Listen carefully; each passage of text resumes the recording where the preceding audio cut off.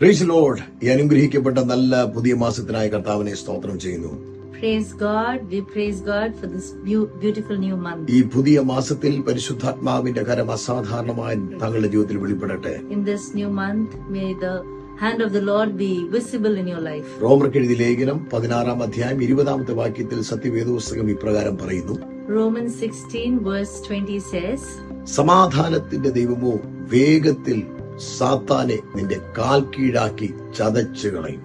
The Lord of peace shall soon crush Satan underneath your feet. ഒന്ന്, നിനക്ക് സമാധാനം നൽകുന്ന ഒരു ദൈവമുണ്ട്.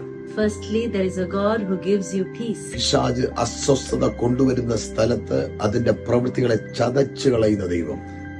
The devil who has brought so much of chaos in your life, the Lord who crushes that. ദൈവം അതിനെ ചതച്ചു കളയും. The Lord crushes that സമാധാനത്തെ തരും. and gives you peace. ഞാൻ എന്റെ ജനത്തിന് സമാധാനം നൽകും എന്ന് പറഞ്ഞ ദൈവം.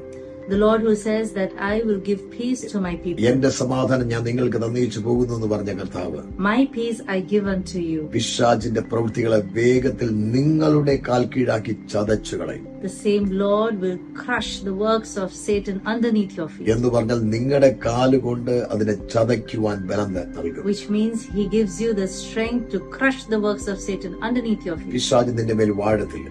Satan cannot reign over you. നിന്റെ കുടുംബത്തിന് മേൽ വാഴത്തില്ല. Devil cannot reign over your മിനിസ്ട്രിയുടെ family, മേൽ വാഴത്തില്ല. over your ministry, നിങ്ങളുടെ വ്യക്തിപരമായ ജീവിതത്തിന്റെ മേൽ in your വാഴത്തില്ല. personal life. നിങ്ങൾ അതിനെ ചതച്ചു കളയും. You will crush Satan underneath your feet. യേശു സമാധാനത്തെ നൽകുന്ന ദൈവം. Because Jesus is the Lord who gives you peace. വിശ്വസിക്കുക, Believe ഈ മാസം ജയത്തിൽ നടക്കുക. and walk victoriously this month. Amen.